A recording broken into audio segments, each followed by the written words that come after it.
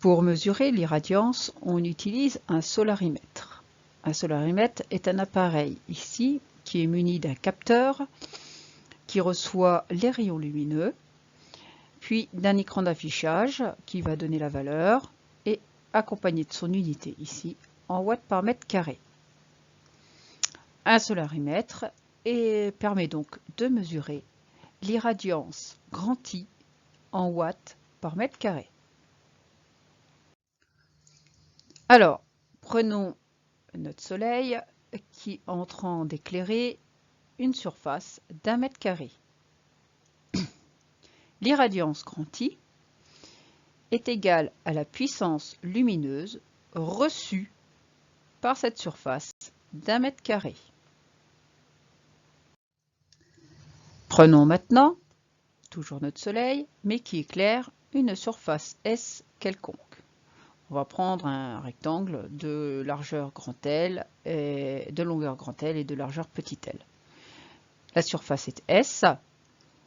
Eh bien, la puissance lumineuse reçue par cette surface est égale à l'irradiance du Soleil fois la surface S de ce panneau.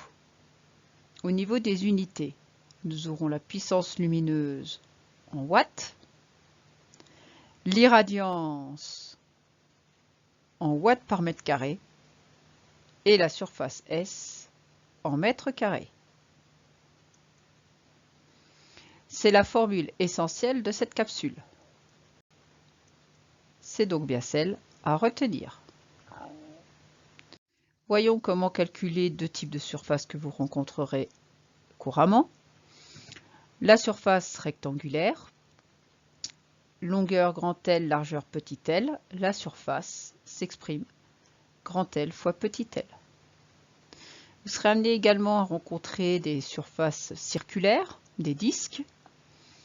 Donc, soit on vous donne le rayon de cette surface, soit on vous donne le diamètre de cette surface. Très souvent, ce sera le diamètre. Alors, comment calcule-t-on la surface? Dans ce cas, la surface, c'est pi fois rayon au carré, c'est-à-dire diamètre divisé par 2 au carré.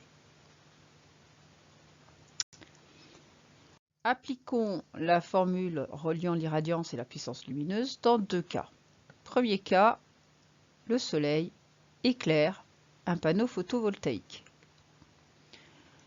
Le panneau sera choisi d'une surface S égale 1,8 m² et l'irradiance du Soleil reçue par le panneau sera supposée égale à 800 watts par mètre carré.